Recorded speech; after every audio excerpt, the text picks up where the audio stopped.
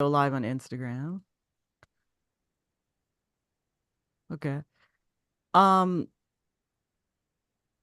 so okay, Ron, this is I've been asked you before about coming on here, but I know you've had a lot of radio experience, but can you just tell me how you got into radio, etc.? You know what? I knew when I was 12 years old I wanted to be a sportscaster, and I did everything I could to try to make that happen. And I grew up in Southern California, but I decided I wanted to get a background in journalism because I felt like I needed interviewing skills. I needed to learn as much as I possibly could.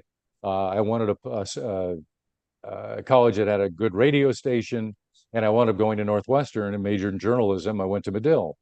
And that gave me a great opportunity to work at WNUR, where I got to do lots of play-by-play and sportscasts and newscasts.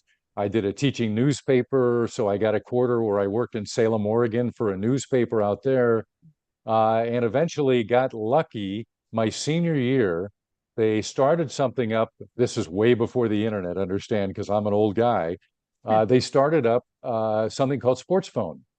And it was a call-in service. You would call this number 9761313, and the phone company would charge like 10 cents or 20 cents to call. And we would record a 60-second sportscast with scores. It was primarily, probably gamblers called constantly, it'd be my guess, but others were interested. And then during the daytime, they would do sports stories. And I would also, as my senior year, I got hired. I got so lucky. I got hired full-time to work in the evening my senior year. So I got to cover White Sox games and Bulls games and Blackhawks games. Didn't get to cover the Cubs because they were only day games back then in the 70s. But it was a tremendous training ground for doing the sports that I wanted to do. And I don't know, I just knew. I grew up listening to, I think, some of the best sportscasters in the country. I'm talking play by play. Vin Scully doing Dodger games was, to me, the greatest of all time.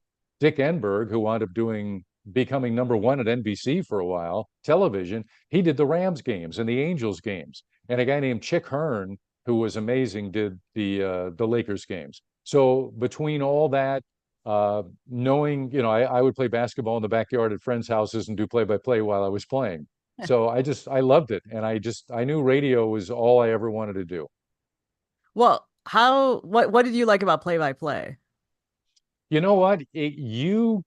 In radio, the play-by-play guy like describes everything, takes charge, and it's using your brain power to ad lib constantly and being able to talk fast if you need to, or slow down and tell stories, for baseball, whereas basketball, it moves really quickly.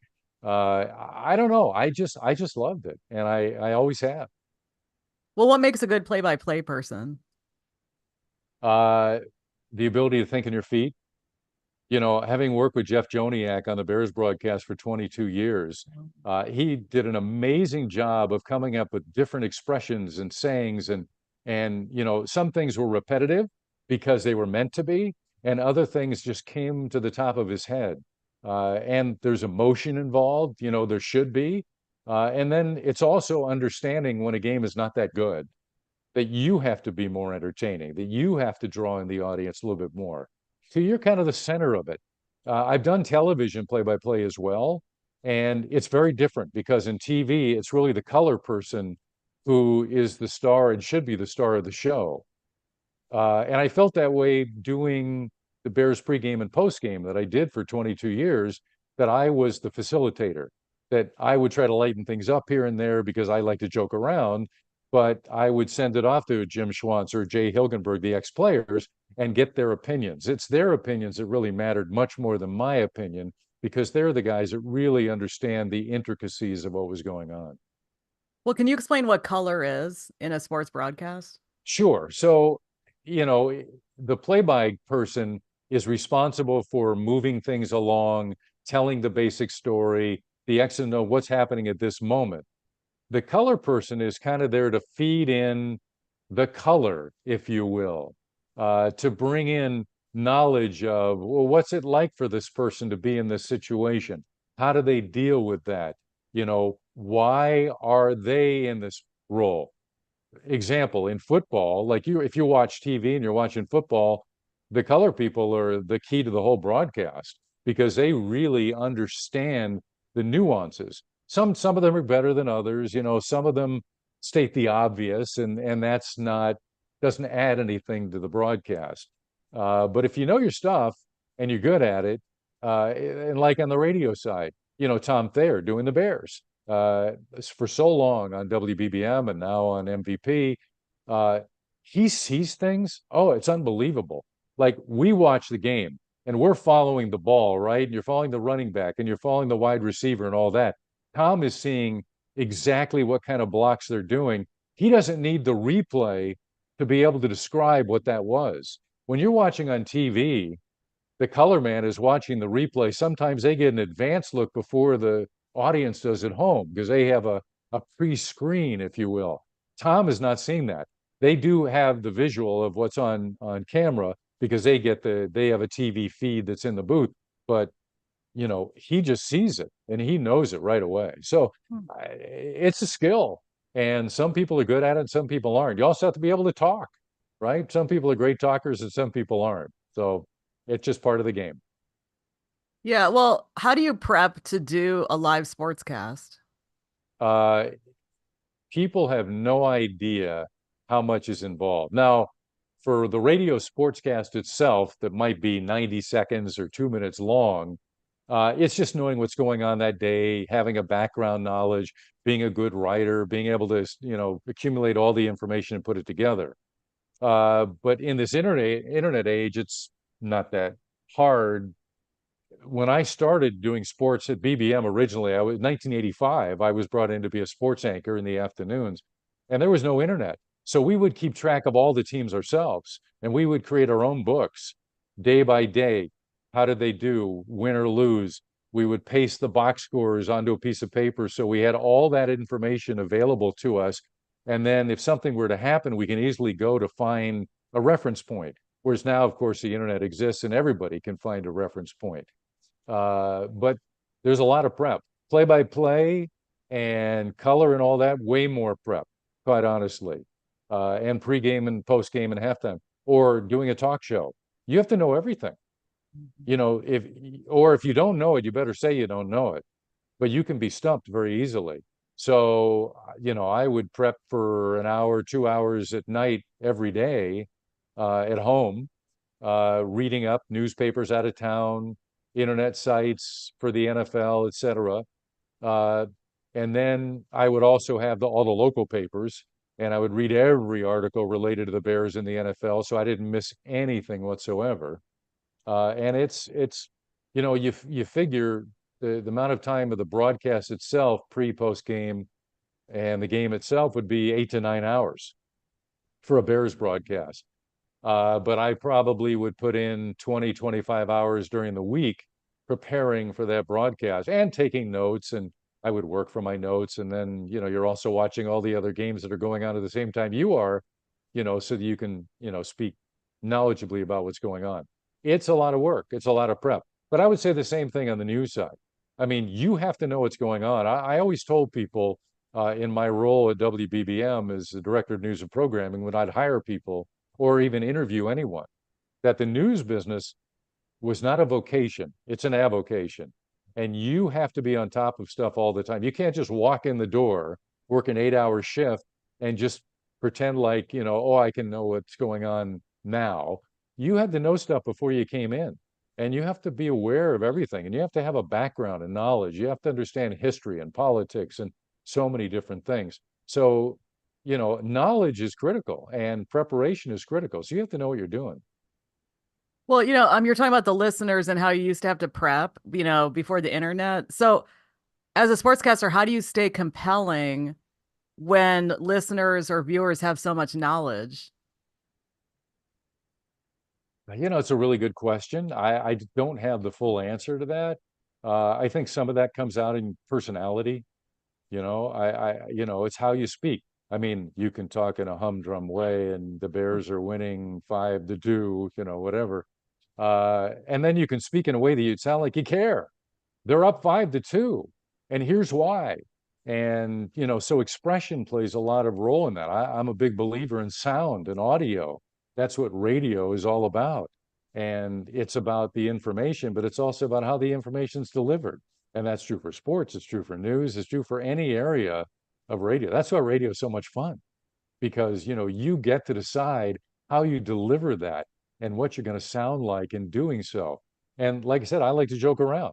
So I would crack jokes about something that would happen, and that's part of it too. It's a little different. There's an entertainment value, there's a personality value that comes into play more than just a humdrum delivering of information. When the Cubs were really, really bad before they won the World Series, and also as the Bears have been consistently bad, especially during the second half, how do you keep such enthusiasm? Well, Pat Hughes does a great job.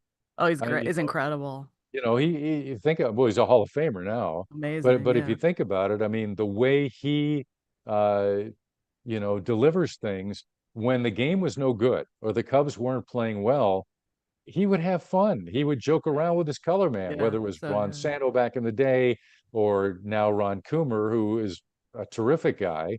And you just have fun with it. You tell stories and you draw on your past and your knowledge, and that's what you have to do. And there are a lot of games that aren't very exciting, or there are a lot of games that go down to the wire. And they're all different in how you deliver. When a game is close and it's exciting, you concentrate on the game and you just worry about what that is. But when the game is dull, boring, or lopsided, as all get out, you better have something in your back pocket that you can keep people, attached to you as long as you can. You're going to lose some people. You know that. Not everybody's going to stay through a game that nobody cares much about. But if you're entertaining and you're great at what you do, the goal is to hold the audience, and that's why it's so difficult to find the great ones. And they're few and far between. The really fantastic broadcasters, the play-by people. It's interesting now driving around, and I've picked up satellite radio, so I've listened to a lot of the broadcasters doing baseball in a lot of different markets. And quite frankly, most of them are just kind of humdrum. I hate to say it, but it's true. That's why, when you get a great one, enjoy it, and they're worth it. Yeah, because Pat Hughes, I'm not even a Cubs fan anymore, and I listen to him or I've listened to him over the years because it's like having a friend and you're just hanging out at the game. But one thing is that I noticed I watch the Sox. One thing is I noticed that the guys in post game when the Sox consistently lose, they've lost all decorum. They're just like, "What's up with this team?" They used to sort of have this hope, but they don't pretend anymore. So at what point do you keep it real in that way? Well, you have to be honest. People, listeners or viewers, can read through dishonesty or somebody trying to fake it, if you will. You can do all you want to say, oh, here's the redeeming value of a team that's having one of the worst seasons in the history of Major League Baseball. Uh, but that's not going to get you very far. You better be truthful and honest. Now when you work for a team, you don't sit there and rip the crap out of an individual player. Yeah. Harry Carey was an exception, by the way, in his days with the White Sox, which is why he left the White Sox eventually. He and Jimmy Pearsall, oh my God, were they entertaining.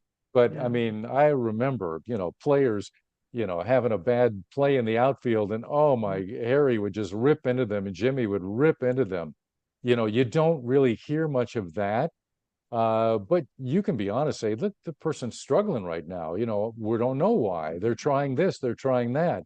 You don't have to be mean doing play-by-play. Now, a sports talk show, you need to be visceral, in my opinion. You need to be effusive in your praise, but you also have to be honest and pretty intense on the negative side, or eventually you're going to lose your audience. And when sports radio began in Chicago, 1992 went on the air, January 2nd of 92, and I was, lucky to be part of that. It shocked the teams in town.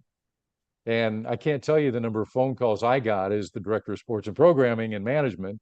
What are you guys doing? This isn't right. A lot of these guys aren't going to the games. They're ripping us, and they don't know anything because they don't come here. Well, no, they were fans. Some of them were reporter types, but they were fans, and they were talking like fans, like you're at the bar or you're in the locker room or whatever. and having a conversation.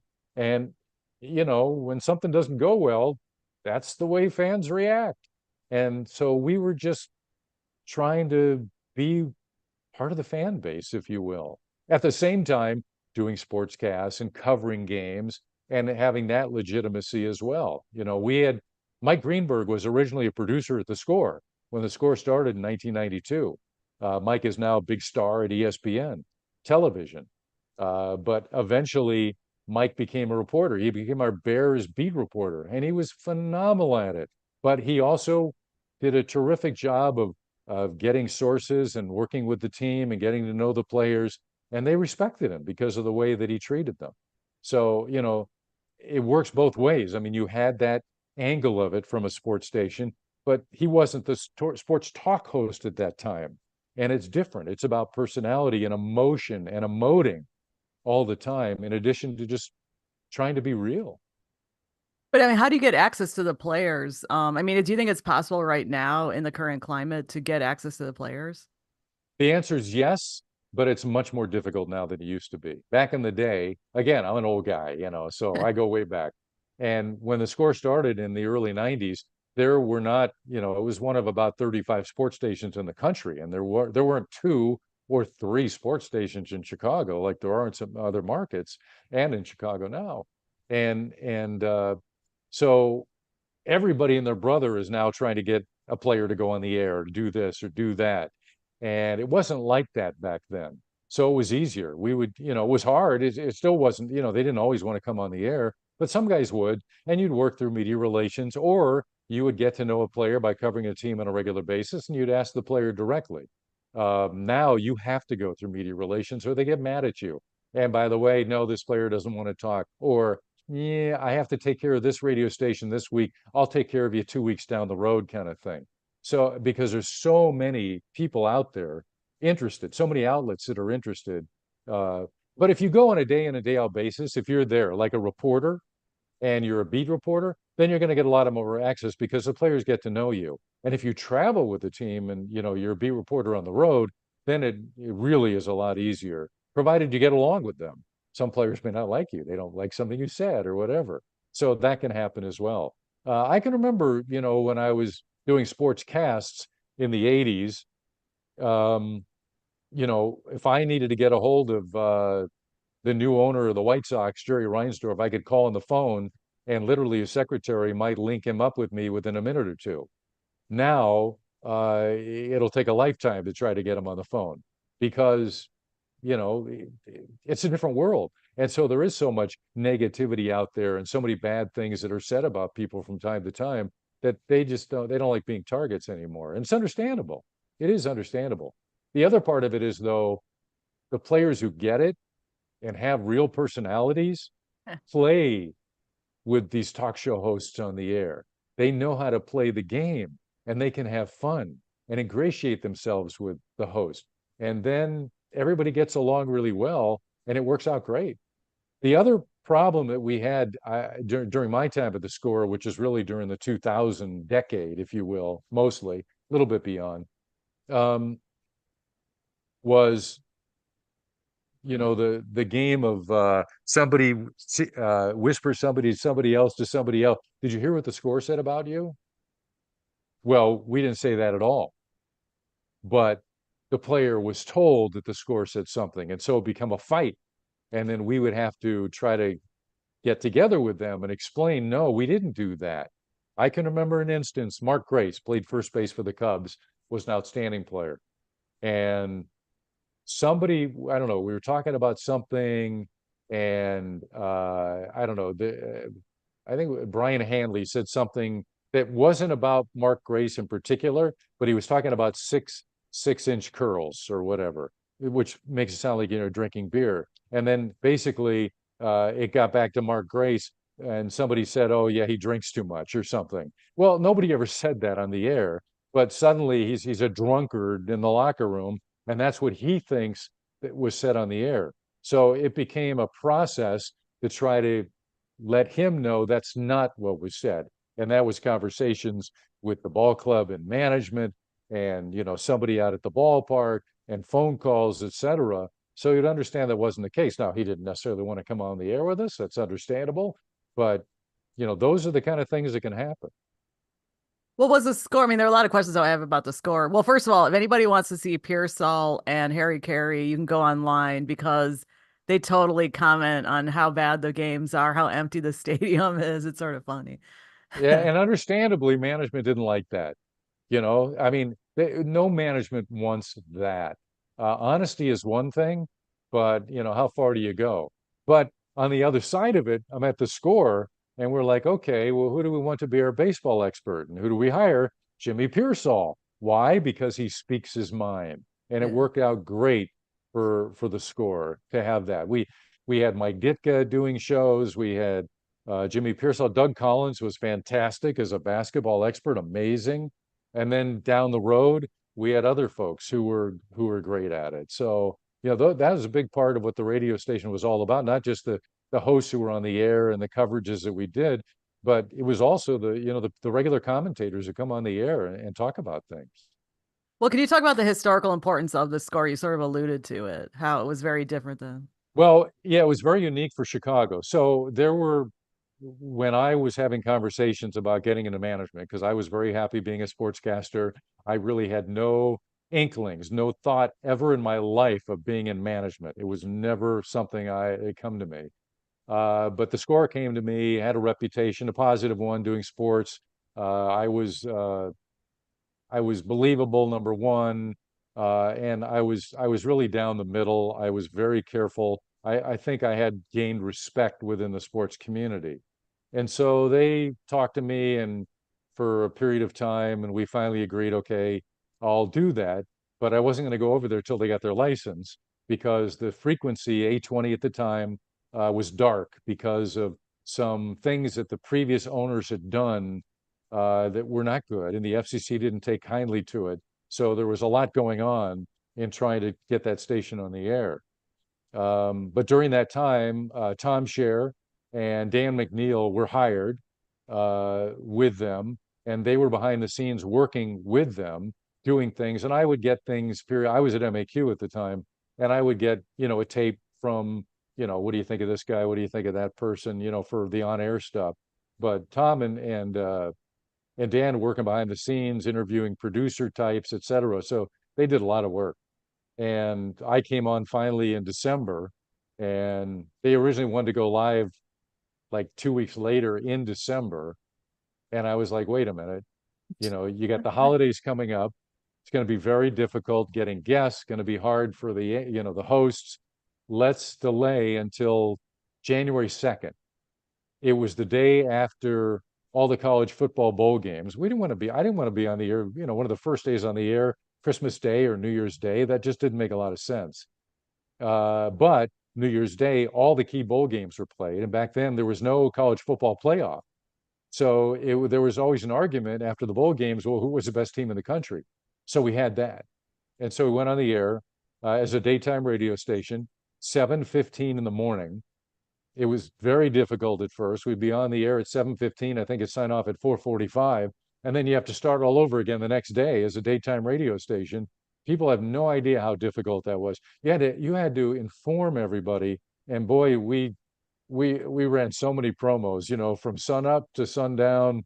And we're on the air from this time to this time. And next month it'll be a different time. And every month it changed because in the summer you'd be on the air at 5:30 in the morning and on the air till 8, 9 o'clock or 8:30 at night.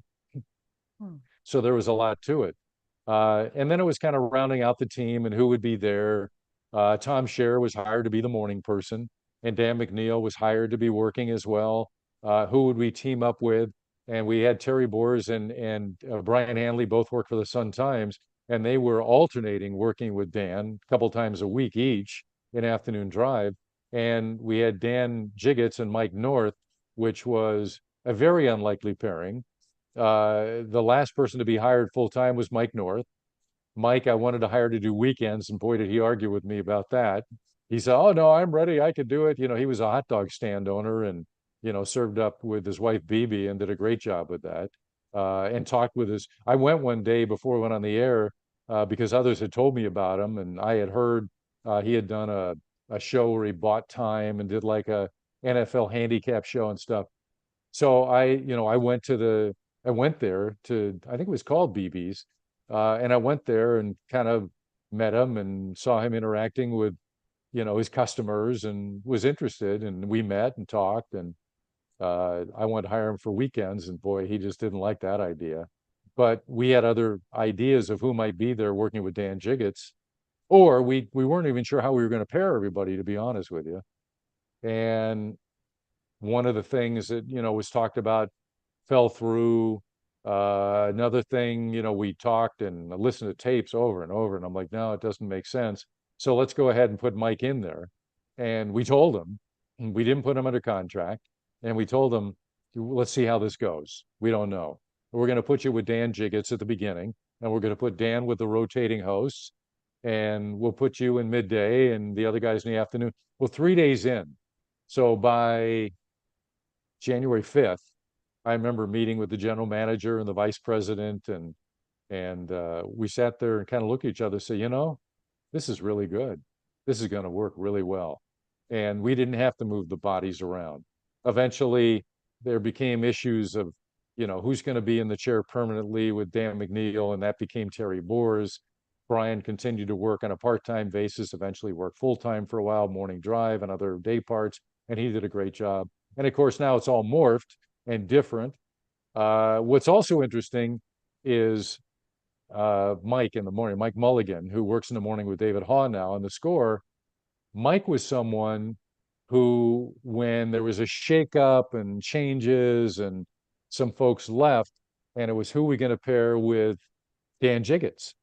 And we put a lot of different people with Dan Jiggets, really good people. And we decided we really, Mike Mulligan had sat in quite a few times. He was working for the Sun Times, or was he with the Tribune at the time? I don't know. These guys move around so much.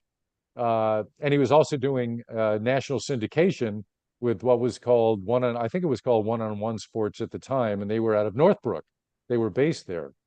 And we wanted to hire Mulligan, and he sat with me and he said, yeah, I can do that. I had signed a letter of intent to go to work regularly with One-on-One Sports, but I can get out of it, blah, blah, blah. So at the time, Dan Mason was the president on the radio side of our company. Locally, we'd agreed this made the most sense. But when we told him he had signed a letter of intent, he said, no. He said, we honor that stuff. We expect people to honor it on our side. Even though it wasn't a full-blown contract, he signed it. It's a done deal. We're not doing it. And so Mulligan wound up working full-time at One-on-One Sports, didn't come to the score, but then eventually did come, obviously, to work for the score. And the rest is history. He's done a great job at the station. Well, I'm just wondering, practically every guy I meet who wants to go into radio wants to go into sports. And then, of course, you're the decision maker. So a couple questions. Did you feel like you had a lot of power because everybody wants to go into it? And second of all, what advice do you have for these people who want to go into sports broadcasting? Well, from a power standpoint, no. I mean, I guess I did, but I always felt that my role, my job was to create the best sounding radio station I possibly could. And so, I'm going to make a decision based on what's best for the station. It's not going to be, okay, you do this for me and I'm going to take care of you and power mongering and all that. That wasn't it. And I did everything I could to try to make the station sound as good as we possibly could, including giving a lot of freedom to our guys. And sometimes they thought I was trying to rein them in too much, and we would disagree and we'd get into arguments or whatever. But that's part of it. Creating great radio is differences of opinion. And, so we made that work. In terms of hiring people, back at the time, whether we had an opening or not, I would get unsolicited materials, whether it was back then it was cassette tapes, and then eventually, became digital audio. But I would hear from hundreds of people. So I had lots of material and lots of things and lots of people to listen to. And then you'd interview them and try to learn more about them. And what are their personalities like? And are they going to make sense in this role?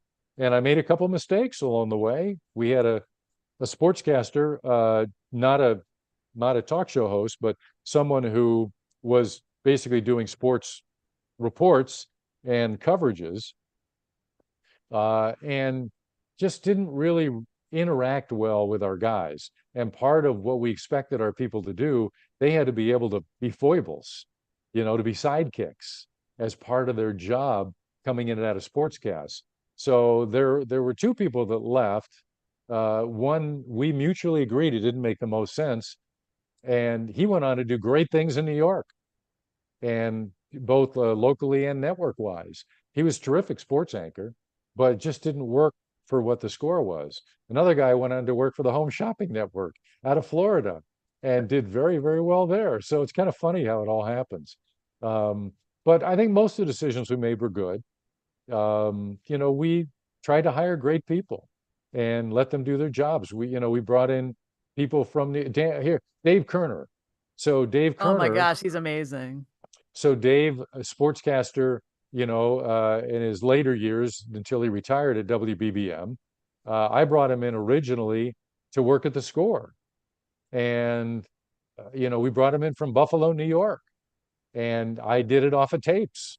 And at the time, he was doing like pre or post game of the Buffalo Bills games, in addition to other things. But he's an excellent talent on He the is air. an incredible broadcaster. Yeah, Dave did great stuff. Mark Rohde, who works at the Score now, I originally brought in to work part-time at the Score. He was working in Springfield, and I brought him in to do weekends at the Score when he was still working full-time in Springfield. And eventually he got up to the marketplace and then went to BBM and then went back to the Score. Like Dave kind of went back and forth.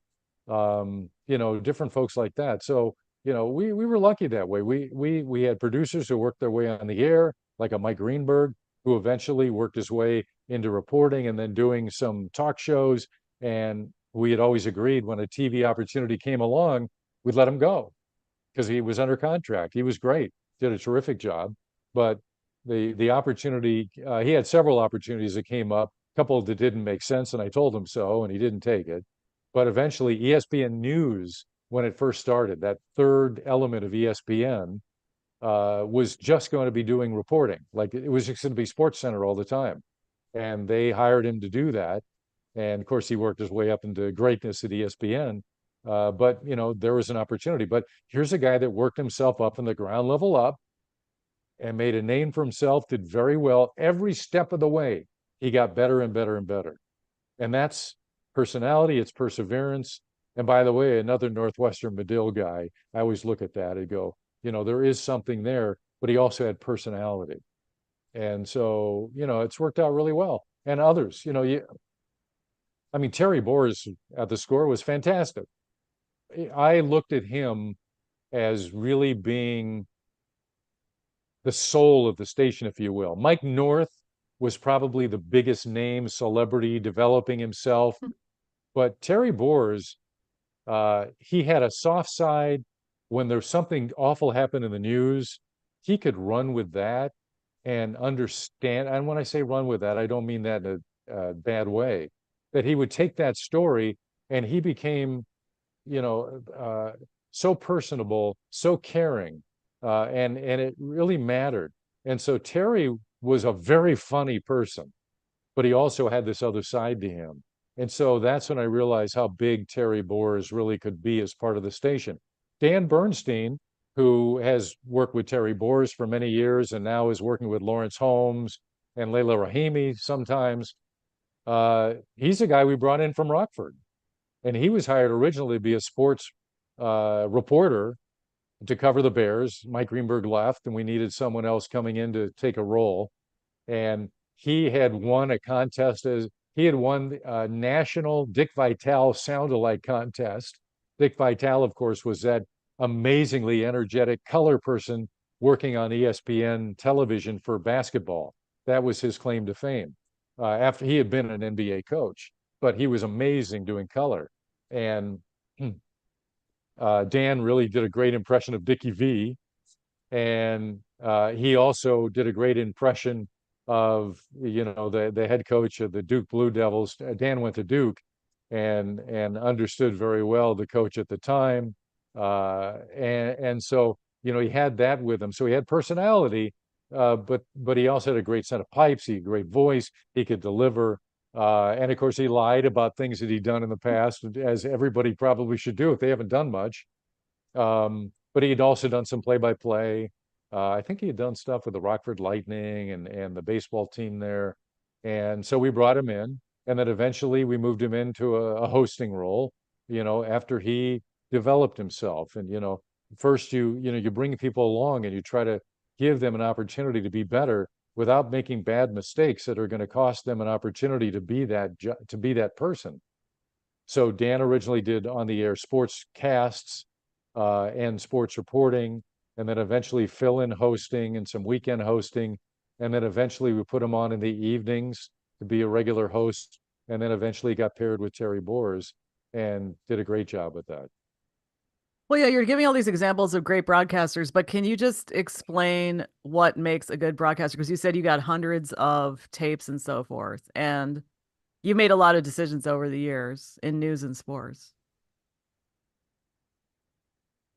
It's a good question. I don't know that I have the answer to. You have to have kind of a sense for it.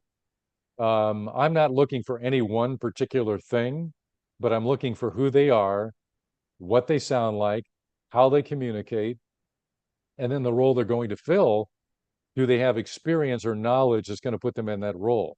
There's certain roles I would not put someone in if they didn't have a certain background, if they didn't know what they were doing already. When I was at WBBM, I wasn't going to hire someone to be a sportscaster who hasn't been a sportscaster already and put them in that role. There was way too much at stake. Same thing for a news person. You're not going to come in doing news. Although at the very end, we hired a reporter out of college. We hired two reporters out of college, which was very unusual. But most of the way, we said, look, you had to have ideally bigger market experience, but you have to have had done this for a while and understand what this is. And from a sports standpoint, same thing. First of all, do you have the knowledge? If you don't have the sports knowledge, forget it. You don't have the background. If you're not a geek and you don't care immensely about sports and have an innate sense of what makes good athlete and why they're good on the field and what isn't, then you're not going to be any good doing the role. But there are different roles again: producer, a writer, a broadcaster, a play-by person. They're different than a talk show host, different than a sports reporter broadcaster doing a short segment. They're all different roles. So you all need different experiences for those things. And then again, how do they sound? Are they intelligent? Intelligence is kind of important. You don't have to be a college grad, but you have to be smart. Mike North was not a college person. It was a high school dropout at one point in his career. I think he wound up getting his GED at some point, but he had street smarts. He understood people. Uh, he could be tough. He could yell and scream and be upset about things, but he knew what he was doing. And he had a plan in his head. And boy, could he communicate. And boy, did he sound Chicago. Yeah. I mean, he had the accent, he had everything. So you put Dan Jiggets, a black Harvard graduate, ex-professional athlete, with a high school dropout white wannabe who worked for the Park District at one point and owned a hot dog stand. Two people who couldn't be more different. And that's about creating chemistry. And that was the other part about putting a show together. If you're going to have two people and not one, the chemistry needed to be there. And you don't want them to sound alike. I had an issue at one point with a show where the two people sounded too much alike. And that doesn't work well. If one person's always going to agree with the other and their voices are similar, why do I have the second person there? You don't need two people. And by the way, one person can host a very good show, but I'm a big believer in having co-hosts because I think it just works better. It interacts better. And there's more opinions and it keeps the flow moving. And so you need that chemistry where people are different. And so that's also a factor was you're hiring someone, if you're going to be in that role, how are they going to fit into that role? How's it going to work? And then if they don't fit very well in that role, because if you're wrong, are they still talented enough to, okay, if you do something else, you're going to move them to do another role? and all that comes into play. So yeah, is there power? I guess. I mean, it's funny when I used to work with the traffic people, and I'm talking about when they were working for different organizations, Shadow or Metro, and they were serving us. I was very demanding in how I wanted things done. And I would call over there sometimes, hey, let's not do it this way. Hey, please, let's do this. And now I've heard after we took it in the house and I work with a lot of the same people there, oh yeah, phone ring, they go, oh, it's Gleason. Oh, it's Gleason. And but I didn't feel that way because it wasn't anything about them personally. It was just the way we wanted things to sound. And that's always the case, or it should always be the case. Should never be personal. It should always be, I mean, you want people to get along, you have to get along. You have to create an environment where people enjoy coming to work, right? But at the same time, it's about creating the best possible on-air sound because it's about the product. If you don't have the product, nobody's going to listen. If nobody's listening, there's nobody going to be able to sell it. If you can't sell it, you can't make money at it. And by the way, the format changes and you're going to be doing something else. And that happens, unfortunately, a lot in this business. Every year, there'll be, okay, who's going to be changing format this year, right? And it happens everywhere in every market. Well, okay, but let's get back to. I mean, I do want people to understand that because obviously I was here. I wasn't here in the early 90s. I was here back in the mid 90s. But can you just talk about the importance of having people say their opinions in the score style within the media? Because nowadays it's really no big deal for us to hear people's opinions in broadcast or streaming. Yeah, it was a very different time. What Mike and especially Mike and Dan, Mike North, the monsters of the midday, what they brought to the table was something nobody had ever heard in this market. Yeah, so could you explain like what the market was like before Sure. the Well, Chet Kopic and Chuck Swirsky were probably the two biggest name talk show hosts in Chicago. And Chuck was working at GN. Before that, he worked at WLUP. Before that, he worked at the old WCFL doing talk shows, sports talk.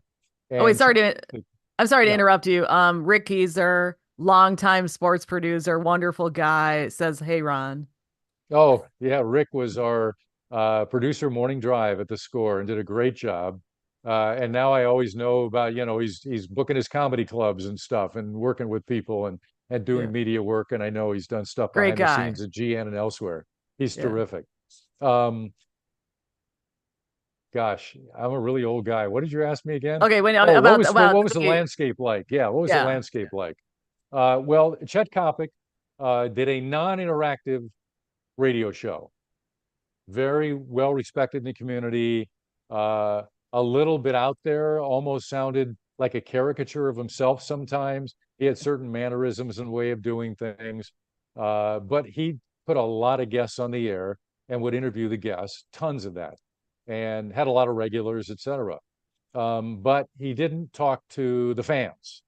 He created a show, disseminated information, was a personality for sure, but didn't didn't take phone calls, nothing like that. Chuck Swirsky was different. Chuck would take a lot of phone calls, was very personality driven. He could be effusive in his praise and negative. He was probably the closest thing to sports radio as he would do a solo show, but he would also interact and gosh, WGN is a very different kind of radio station, or certainly was at the time. They're not going to make waves. They're not going to be shouting at someone. They're not going to be saying things in a negative way, the same way that the Score might do it. So he was nicer. But Chuck was very, very talented, great guy, and of course now doing the Bulls and doing a great job, play by play. But it was a different time. And when the Score came on the scene, it was a very different sounding station from what anybody else in Chicago really had heard. There had, like I said, been others across the country. So we had a feel for how we wanted to do it. But it was different. And it was, for the fans, it was, I think, welcoming. I mean, the phone lines lit up on day one. It was amazing. We had so much advanced publicity in the newspapers. It's coming, it's coming, it's coming. It was amazing the amount of pub we had. And station goes on the air. We give the phone number, the phone just light up and they didn't stop. It was terrific. And Tom Scher was the first voice on the air. Ed Sherman, who was at the time the beat reporter for college football for the Tribune. He was the very first guest because, again, it was the day after the national championships, if you will, the college football bowl games. It's very traditional like. And then we had others on the air as well. But it was just different because it was fans. Mike Murphy always called it fans talking to fans. And that's kind of what it was in reality. And everybody had a voice. We also allowed back then, I think it was so unique that we would have guests on the air and we would ask the guests before they came on, are you willing to take phone calls? And if they were, we would have the callers call in and also talk to the guests in addition to the hosts. I think down the road that's kind of morphed some. I think social media has changed the world. There wasn't, the only thing that existed back then really was to fax someone something other than to make a phone call. There was no tweeting. Really, there wasn't texting so much because it cost a lot of money to text back then. There wasn't, Facebook and Instagram and all these different ways that people communicate now to talk about different things that they care about. None of that existed. So the score was an outlet for these fans who were just busting at the gut to have somewhere to go and interact besides maybe one or two friends. We became their friend. I firmly believe that. And the best part of the score early on was when we get phone callers call in, whether it was to my voicemail as management or actually on the air going, I could not get out of the car until you finished that segment. And that segment might have gone on and on for a long time. Nothing said more about the success and what that station was all about than a caller saying that. That was the best. And we, of course, turned those into promos. Right. Now, when you were first conceiving the station, though, did you think these are fans talking to fans, or did that reveal itself as you guys went on the air? No, we definitely. So again, Tom Scher, Dan McNeil were hired before I got there. There were, Harvey Wells was the general manager. A guy named Seth Mason, the late Seth Mason, who really was the brains behind the operations, in my opinion, putting it together. He was involved. So there were a lot of discussions. What do we want? And before I was even hired, it was the philosophy discussion back and forth with Seth Mason. What do I see sports radio as being? How do you see it going on, developing as the day goes on? Will it be the same in the morning as it is in the afternoon? So we had a lot of opinions about that. And I had listened regularly when I would go on vacation to Southern California. My folks live in Southern California, and there was no station in LA.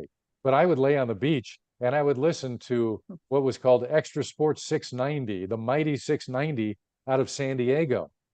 Jim Rome was a local host at the time on that station. Of course, now he's coast to coast and has been for a long time. They had a guy, Shep 40, was doing a show. He was like the original producer director of Monday Night Football, working with Howard Cosell and Don Meredith and Frank Gifford. Well, he was hosting a show with someone else as a co-host. And I would listen to them and I would listen to Jim Rome and I was like, oh, this is pretty good. This is interesting the way they're doing things here. Very different than sports talk had been in LA. They had sports talk shows in LA, but they were nights or weekends. There were nothing regular. There was no station per se. They had a guy, Joe McDonald, I remember used to hear here, but a very different style. Uh, and so I really liked what I heard. And then I had tapes, and I had certainly heard WFAN and Mike and the Mad Dog, and they were excellent, and they were bombastic at times and very opinionated and took listener calls.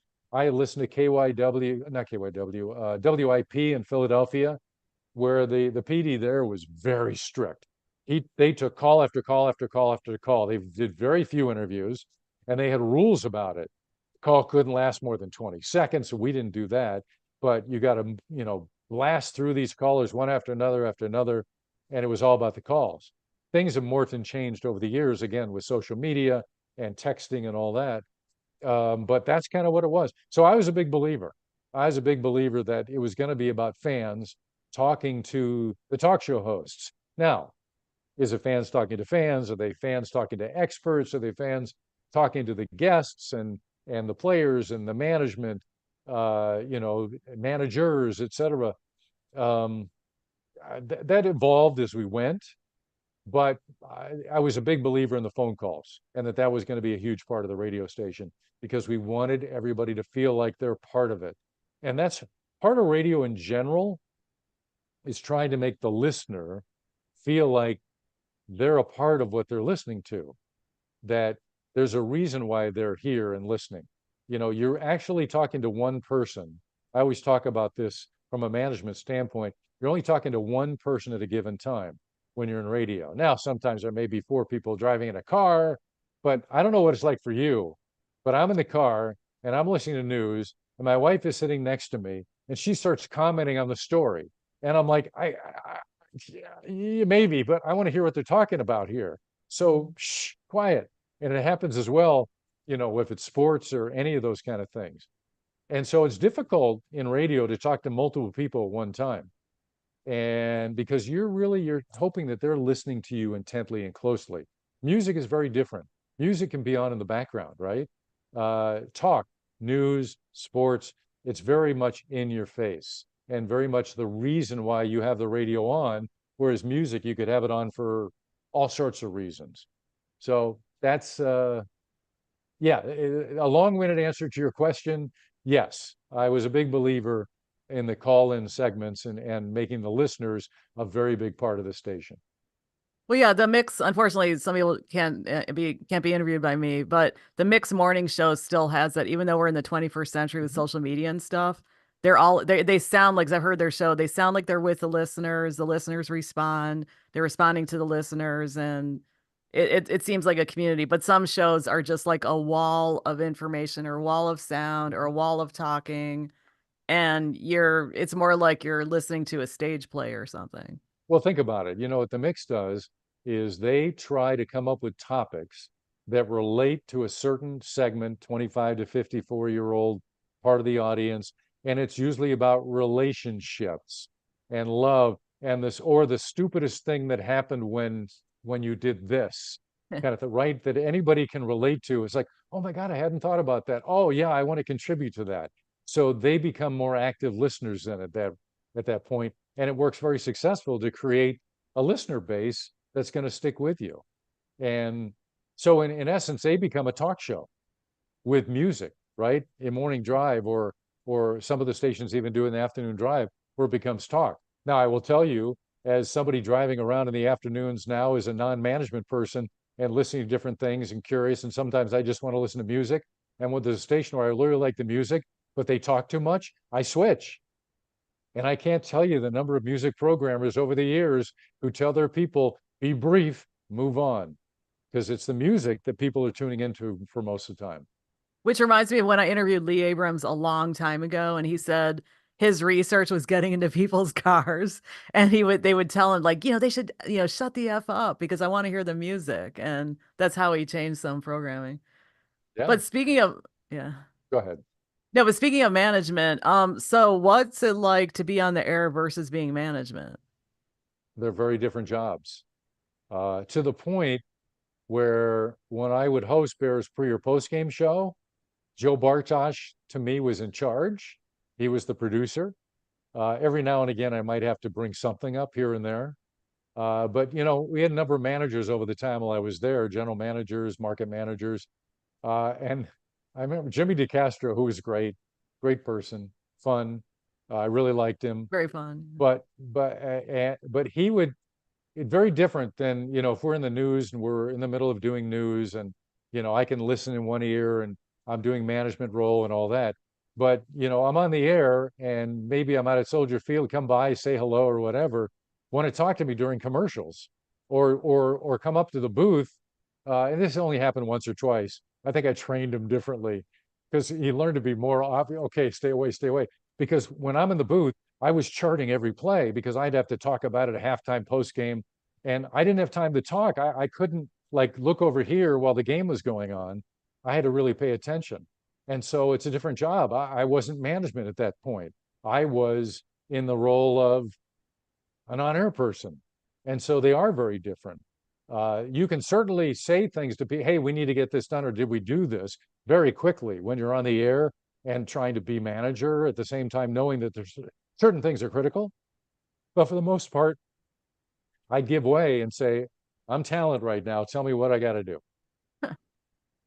Okay, but you said you were on the air before. Can you just explain, because you went through it quickly. You're from California originally, but what did you do on air, and then why did you switch to management?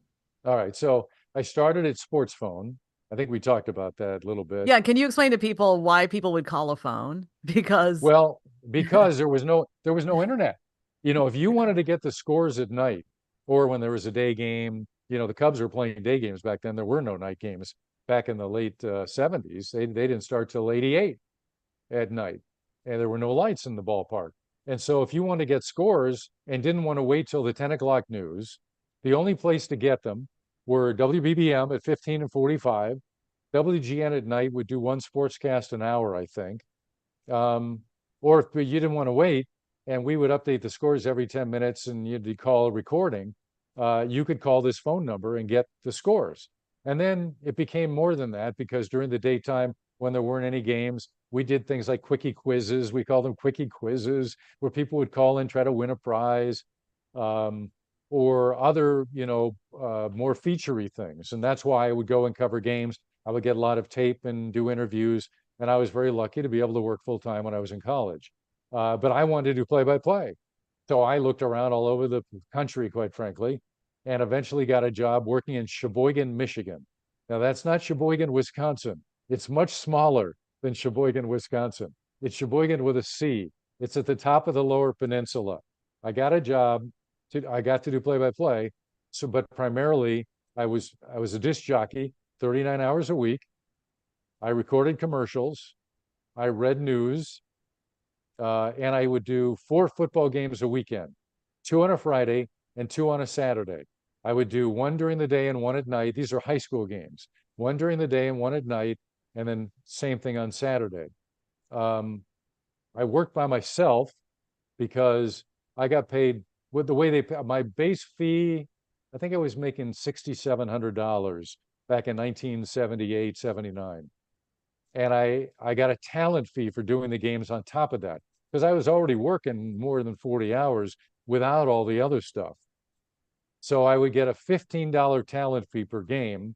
But if I did it that was if I did it by myself. If I did it with a color person, I would get 10 and the color person would get 5. So I did it by myself. I'm not making any money.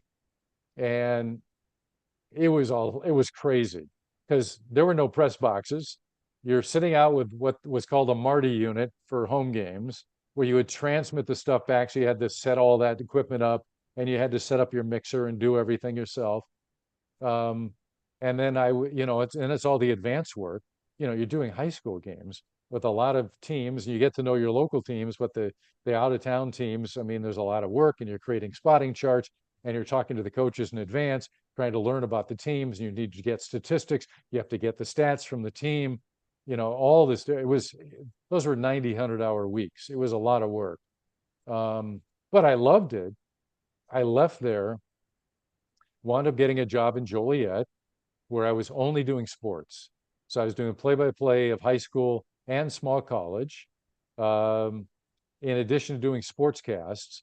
And I pretty much started in the midday doing sportscasts in the afternoon. Then I would go off to do a game at night.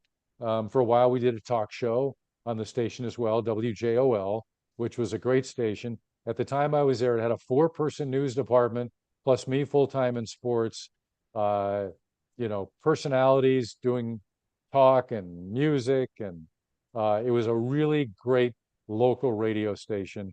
This was pre-syndication. There were really no syndicated radio shows, or very few at the time. So it was all done locally.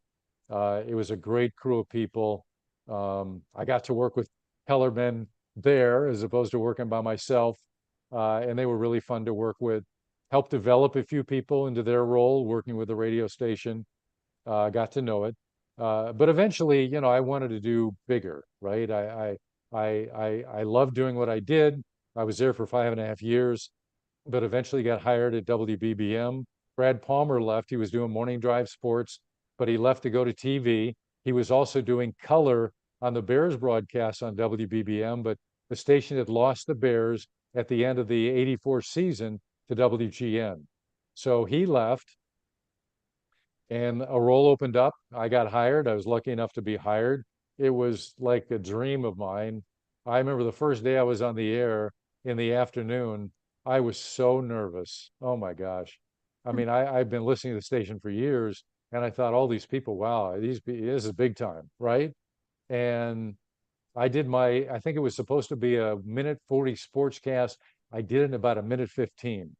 I was just racing through it. And at the end of it, I was on the air with Sue Castorino and Alan Crane. They were doing afternoon drive at BBM at the time. And Sue said, okay, we try to make it easy on people. I'm going to ask you a tough question the next time you're here. So, half an hour later, I'm back again. I've created my cast. I've scripted it. I'm all ready to go. And she starts and asks me, Ron Gleason's here with sports. Ron, what is sports? Oh gosh. So here's the way I did it, because I was so nervous. I mean, I was I was like, oh my God, this is unbelievable. So I said, sports is baseball, and the Cubs tonight are playing blah blah. I just went right into my sports cast. But that's sort of an Uh, odd question. well, it is, but I mean, she was putting me on the spot. It was fun, for her. Yeah. It was like filling in the morning. So when I started BBM, morning drive was John Holtman and Felicia Middlebrooks.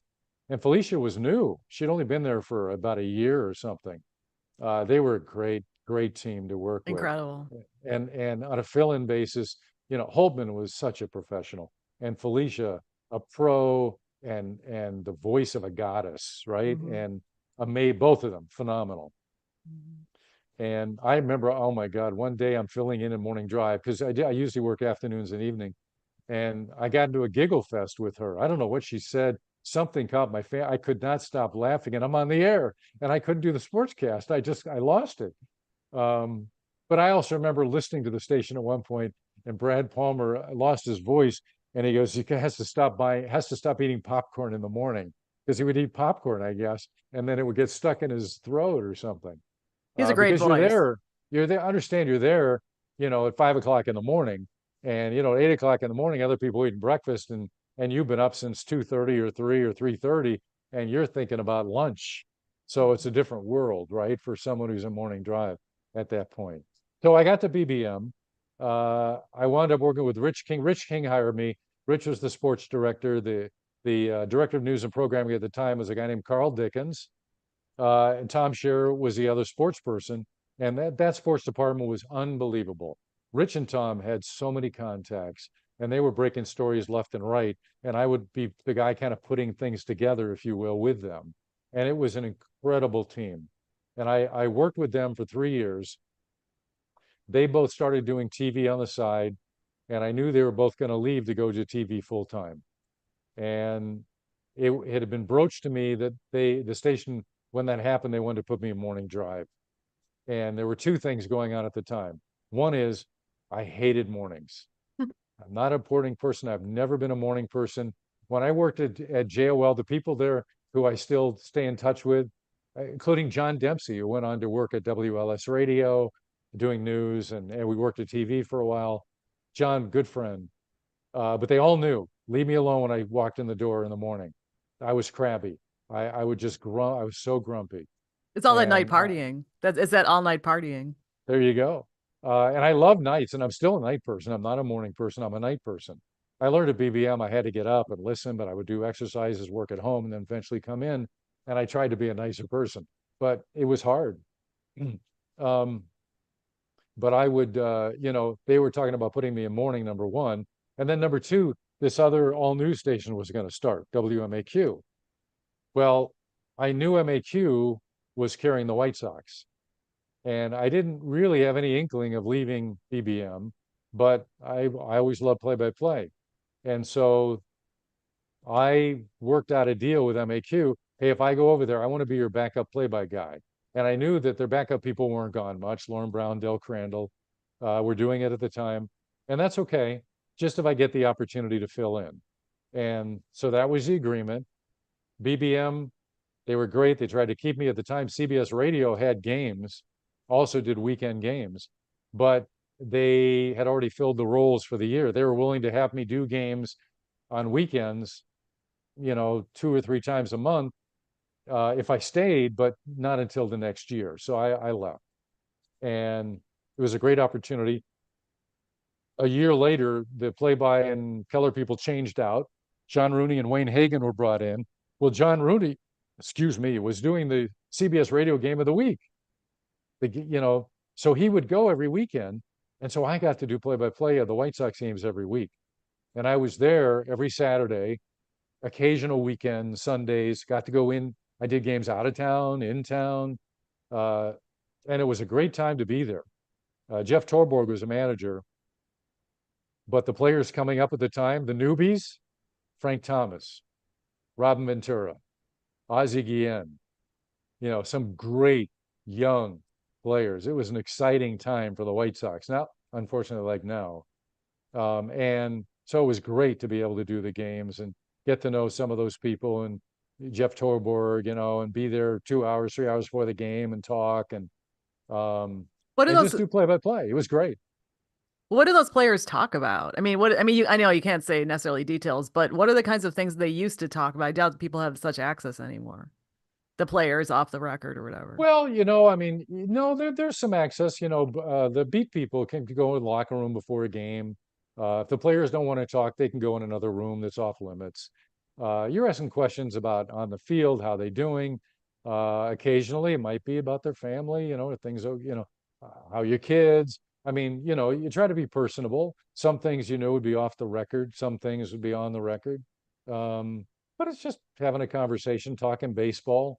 Uh, you know, what do you know about the other teams? How are you paying attention to this? Hey, did you see the Olympics? Did you watch this? I mean, that'd be all part of conversation. They're people. They're people. So you have people like conversations. Well, were you at WMAQ when it ceased to exist, or what happened with that? Because No, actually, I want to segue to this question. blame Loyal me. listener, okay, loyal listener, Mike Kessler, he said, Hmm. And Mike, I know what's well. your, Mike was a good guy. oh, you did know him. Okay. Oh, Um, absolutely. he's a big supporter he's been a big supporter for several years, but yeah, he was asking about the radio news war and the end of MAQ. Well, so I was at MAQ from 88 until I left for the score. The score started as a daytimer on the 820 frequency. I was there during 5 or 6 ownerships and 3 frequencies, which is unbelievable in a span of about 9.5 years. It started as a mom and pop owned by Diamond Broadcasting, which was owned by a guy named Dan Lee. And then the number two was Seth Mason. Um, Eventually, it sold out to Westinghouse. We became the last, along with XRT, Westinghouse stations group in the country, merged with CBS, which then merged with Infinity, which then merged with Viacom, and all along the way, changes took place. Eventually, when Infinity took over, the score was on a daytime frequency, and Infinity, the opportunity to make it 24 hours a day. There's 2 reasons for that. One, you connect more with the fans. You're not getting up and starting your frequency, your station at 7:15 in the morning and trying to start from a dark station that nobody understands is even there when you're fiddling through the dial. Back then it wasn't all digital. Some people turned the dial and it was a line that would, show up across numbers. And so it wasn't always digital. So it was hard to get to. And you're trying to find the station. It's not there, not on the air yet. So it was a hard time. So Infinity said, we're going to make it 24 hours. We're going to move you eventually to another frequency. We have to work it out. Well, at the time when this is all coming down, um, there were too many stations in the cluster. You were allowed X number of stations according to the FCC, but because of the merger with Infinity, which included stations like US 99 and what was then WJMK, so those stations came into the fold along with the B96s, and the BBM and the Score and XRT and all that. So you add them all together, there's too many frequencies. So one had to be gotten rid of. So the FCC put one station, we had to put one station in what they called trust. Well, that was the score. So that was one of our ownerships. There was a trustee who would listen to us remotely and occasionally check with the general manager, hey, I don't like the fact you did that. And I would look at the GM when he'd tell me, like, you got to be kidding me. Really? This trustee who's, come on, he was, it was bizarre. So eventually we moved to 1160, which had been WJJD. Well, we thought it was going to be a great thing. It turned out to be not such a great thing. Yes, we were on the air at night, but you couldn't hear us in half of the marketplace. The signal was horrendous. So the 820 frequency, actually the daytime signal, was better than the 1160 frequency. We had been promising for a month our listeners on the air, oh, we're going to be on 24/7. You got to listen here, blah, blah, blah. Well, we flipped, went to 1160, and a lot of people couldn't hear us at all, or there was static during the day. And then at night, you couldn't pick us up. Oh my gosh, my phone, which all went to voicemail, by the way, lit up. And what I did was I wrote down on a legal pad, name of every person who called, their phone number. I was going to get back to everybody, but I must have had 300 calls over the span of about a week. Complaint, complaint, complaint. And it hurt us in the ratings. It hurt us in a lot of ways.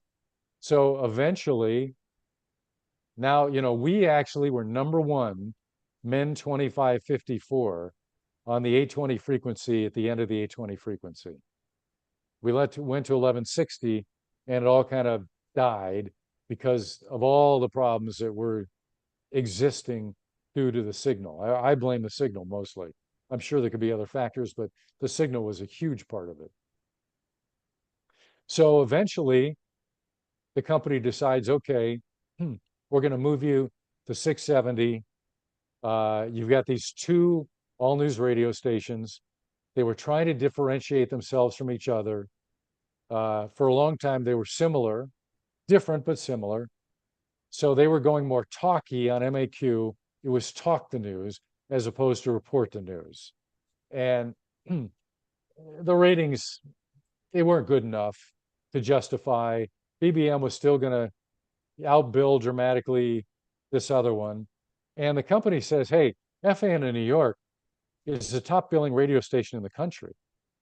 Why don't we move the score to 670, get a big frequency, and let's see if we can build on that. So that's what they decided to do.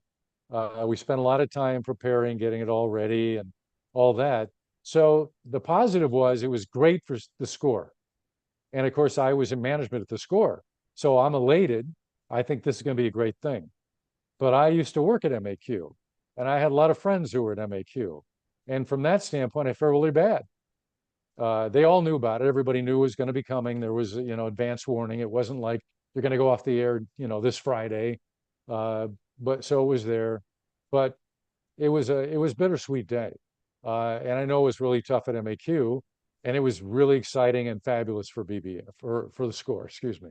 So I had mixed emotions, but primarily I was very happy with it because it was big for the product and what the station could become. And eventually it helped help the station become a great, big, huge radio station. Like it was on 820, but not 24 hours a day. Now it became 24/7, which is the best. Yeah, because we're discussing this literally as WCBS is going to cease to exist, which is also something that Mike brought up, and they're going to change to sports, and that's in New York. So yeah, it's a shame. Well, first of all, the company Odyssey is not going to be programming the radio station, so it's a little bit different than what took place here. In New York, so Los Angeles used to have two all news radio stations, KFWB and KNX. Eventually, they tried to differentiate them. One became more Hollywood-based news, the other one regular news. It didn't work well enough.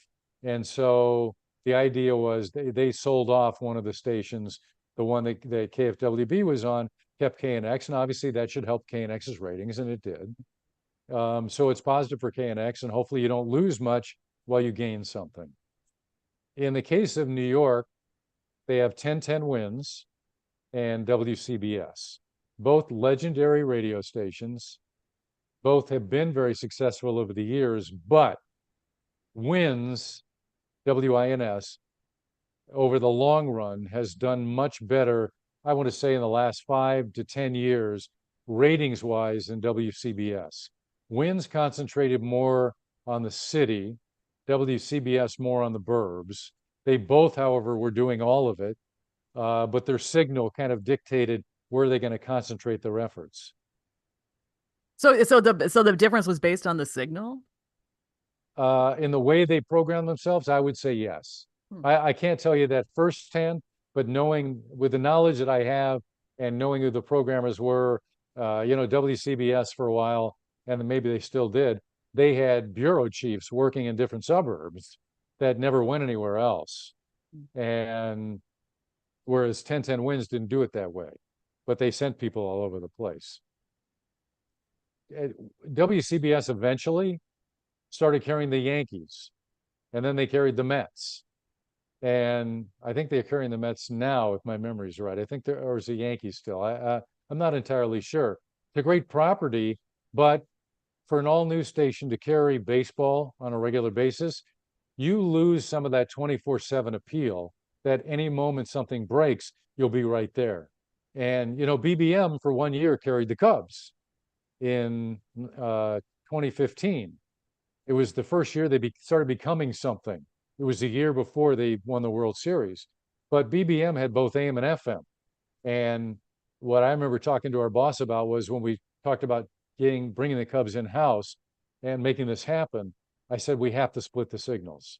You Oh, have by to the way, put the Cubs on the AM only so we can keep doing news, so we can continue to tell people news is still on, right? We promoted, that when the Cubs are on 780, news continues nonstop on 105.9 FM. And that was a really important thing. WCBS didn't have that. Because there were two of them in town as well, they started putting brokered programming on weekends on WCBS, figuring, well, people can go to 1010 Wins if they want to listen to news. So eventually, there was a ratings decline on WCBS, which probably still made money, but not nearly as much as 1010 Wins. And so they have to make a decision. What are you going to do here? The radio business is getting tougher and tougher. The revenue is not what it used to be. According to, I forget what the BIA or one of the rating services, one of them every year would come out and say, here are the top billing stations in the country, and here are your top billing stations in the market. Well, WBBM, when I'm there, was always in the top 10, always, according to them. Sometimes higher, sometimes lower. But I mean, early on in my career in management, according to them, we were making, upper 40 millions. mm-hmm. And by the way, FAN was like 60 million.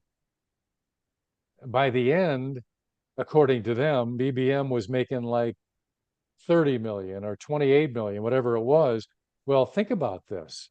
You go from a station pulling in revenue of 48 million and it drops to 28 million. Now, again, these are not necessarily accurate numbers, but that's reported out there.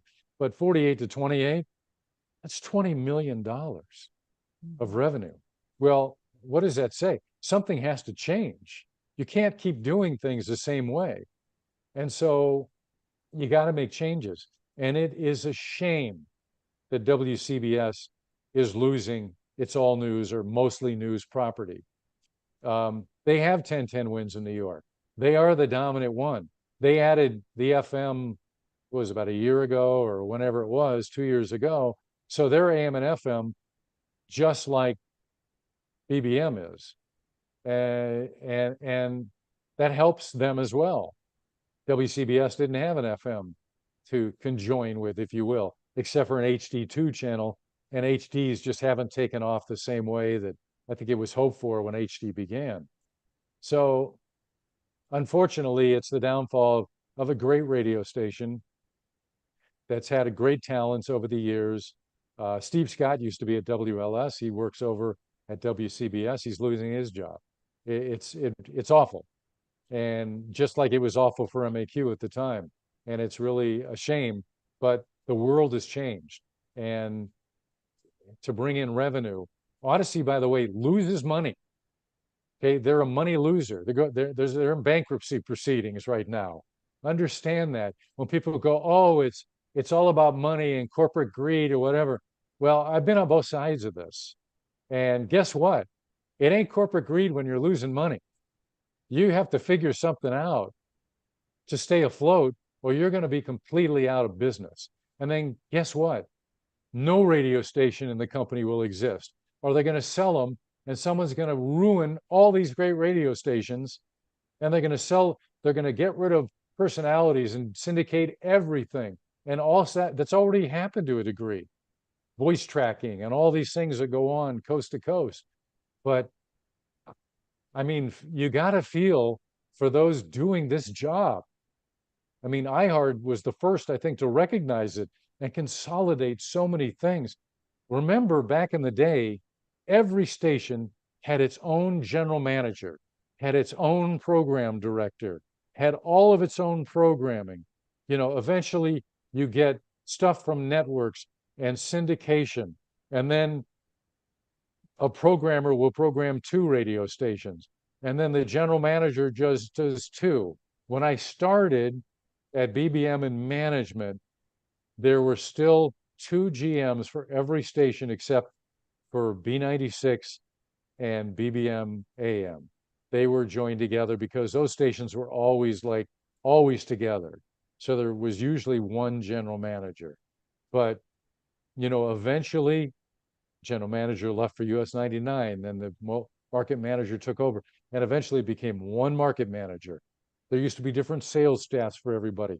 Now there's 1 or 2 sales staffs for a market that's got 6 stations. And they sell things coast to coast in addition to their own station. It's a different world, different time. And it's unfortunate, but the media business has changed. And it's not just radio, it's television. The individual TV news stations, they're not bringing in the revenue they used to bring in. And the networks aren't, yeah, I mean, look what Netflix has done to upset the world of media. Social media has changed what news is, right? And streaming services has changed television. So it's easy to knock it and claim corporate greed, but it's a very difficult world. And maybe some of corporate messed things up. They might have screwed some things up. I'm not going to say that didn't happen. Probably has. But we are where we are. And what do you do from here? So the unfortunate thing is, so what do? What they call LMA, lease management agreement, with the company that owns WMVP in Chicago. And they're now going to lease that frequency, 880 in New York, take over the programming with one element that stays, and that is because I can't, again, it's either the Yankees or Mets, I apologize. It's a Mets. I checked it's it the out. Mets. Okay, it's the Mets. It used to be the Yankees, and they switched. And so they have the Mets at night, and that's going to stay, and it'll still be programmed by the folks with the company, as it's been done already. And so because the company will still own the radio station. They didn't sell the frequency, but it means they'll reap some income without the expenditure. And that will only help the company from a business standpoint a little bit, but not a lot. It's just one more thing. It's like selling towers. It used to be BBM had its own tower. Now it diplexes off of a tower with WSCR, the score.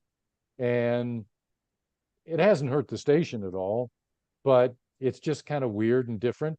But they made millions off of that. But, where'd the millions go? When CBS decided to spin off the radio division, they also cast the radio division with a lot of debt, like $5 million or $5 billion, whatever it was, $1 billion worth of debt. Well, how do you make that up? You got to generate the revenue to cover the debt, and eventually the debt comes due. That's where the radio business is right now, whether it's Odyssey or iHeart or Cumulus went bankrupt, what, once, twice? Now they're okay, but you have to do that stuff to keep yourself afloat. It's been very difficult, and it's a shame. But that's why WCBS is doing what it's doing. The company is doing what it's doing, and I feel bad for the people there. That's a very long-winded answer to your question, but it's unfair to just say corporate greed. And a lot of people, unfortunately, in this business say that, or the unions say it, or whatever. And it's just it's not fair. There is some greed. Yep.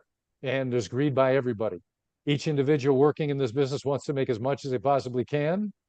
The unions want the scales to be as high as they possibly can be with every concession in the world. And the companies want to try to make as much money as they can make. And that's okay. But there's a lot of different sides pulling and tugging at each other. And the company has to make some money. If not, there's no reason to be in business. Well, I mean, I want to say that, I mean, overall, I had a great experience. So I worked at Odyssey. I had a great experience. I met some great people, very talented, et cetera, et cetera. But they made a lot of bad decisions on the digital side. And I was absolutely shocked how much money they were wasting. And they also didn't have good structure to prevent bad actors in the digital space, which costs money. So in that regard, they were not wise with, I'm very surprised they didn't, and they were not wise with their investment in that area. And I don't think they knew what they were doing. And I'm saying that because I was just disappointed. And they did pay some I people a lot of money to not do much. So Well, I don't think that was the intention. The intention was to pay people to do stuff. And it was about, throwing some darts up, to be honest with you. yeah, There's no question the digital side continues to grow, whereas the traditional side does not. Or if it grows slowly, whereas digital grows much faster. We're still seeing that in the corporate numbers that come in. And the idea is, okay, well, how do you grow the digital side? Well, if there have been better decisions probably made much earlier on, it might have been much more successful. But to try to start a local podcasting is very difficult. Um, there are very few successful national podcasts. There are the big boys and then a few others, and a few that get by, and a few that do okay. But how do you create that? That's been a problem. That was something we tried to make happen. It was difficult. It didn't do as well as the company wanted it to do. There's no question. Where but the the thing bad is, decisions, the players, you're doing the best. You try to figure out the best people you can possibly bring in. okay, but the thing is that, like I said, I had a good experience. So I don't want to put, I don't want to be specific in my criticism to certain people, but the problem is that, like, so for instance, you're talking about being very knowledgeable about what kind of people to hire for broadcasts, who they, what sounds good, what sells. But on the digital side, there wasn't that kind of wisdom. It's almost like the broadcast people, they didn't strike me as knowing what to do. And I've been podcasting since 2009. They didn't bring in people that were really savvy in digital and podcasting, in my opinion. But I just Well, want to put that out there. I would say there were some who were, and some who had less experience. There were a lot of people who were used to working with other organizations who did things a certain way, Yeah. and maybe the websites and digital was all they did. But there's also the interaction, right, of creating things and working within the structure of the company that existed. Yeah. Um, I'm not going to sit here and rip them. I mean, it's No, difficult, no, no. But I just want to put it and out there because I don't want to be like, oh I yeah, get it. everything's wonderful. But also No, another thing about radio that I noticed, because at first I like, okay, what strikes me about you is you love radio. I can feel the passion and I hear the passion and stuff. And there are a lot of people who are extremely passionate about radio, but they're not necessarily the people who get the opportunities because there are certain decisions made based on other factors. And that's really disappointing after being in the business. I saw such situations. well, I can only speak to me and my experience. Um, I was never a politician. I was never the political animal to play games and try to suck up to people and, in a role. And I was very happy with what I was doing. I mean, I got into management on a kind of a surprise lark, if you will, with the score. I got the job with BBM. I really wanted it, but I never looked for anything more. I was very happy doing what I was doing. Um, I can't speak to others and how they hire and the decisions they make. I just know for me, it's about the product. Yeah. And I would say that for most people in this business who really get the business and who Yeah. are successful in the business, that's what they do. They, whether they're hiring salespeople who are good salespeople or good marketing people, you know, or good digital people or good on-air people or good producers or anybody working in this business, you've got to hire the best people to do the best job they can and try to make yourself look smart. I'm going to look better if they do their jobs really well, right? And that was always my feeling, although I'm not necessarily trying to look better. I was always comfortable in my own skin. There are people in this business who look over the shoulder constantly, right? They're like worried somebody's going to take their job, or they're not comfortable. They're not sure of themselves. I've never had that problem. I've always been very confident that I can do the job. Like I said, when I started BBM on the air, I was nervous. I knew I could do the job, but oh, I was nervous at first because I knew there were mega thousands of people listening to me at that point, as opposed to, I don't know how many at a given time were listening to me in Joliet, but it was a lot bigger audience, there's no question. And so, the nerves are there.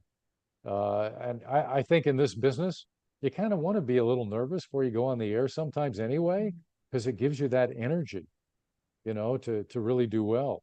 I know that's probably caused me to prepare so hard when I was doing Bears pregame. I had to know my stuff because otherwise I'd be nervous. I didn't know enough. There were those of us in the business who feel like we have to work our butts off to be successful. I always felt that way for myself. I never felt anything was coming naturally to me. And I know others in the business who feel the same way. And there are others who they're just naturally great. And it didn't feel like they had to work as hard, but a lot of them still did work really hard. Okay, well, so you talked about because I was asking you earlier, like about how you went from going on air to going into management, and you said you got into management by a lark or something in the score. How Well, at did the you? score. So I had uh I was working at WMAQ. I was doing sportscasts. Early in the season, I was still working as a fill-in announcer on White Sox games, but they eventually brought in Ed Farmer because they wanted a baseball guy to be that color person, if you will. So he started working those games. So that dried up for me a little bit. I was still working at MAQ, doing afternoon drive, sports director, enjoyed what I did, covering games, all kinds of stuff. But I got a call. I don't know, it was about a week or two about planning to go on vacation. I got a call from Seth Mason. They were going to be starting up this all sports station that, was out there. They had a frequency, but they don't have it yet on 820. Are you interested? And we talked for a bit on the phone. I was like, he said, like, can you meet me for lunch? And I'm like, well, I'm about to go on vacation.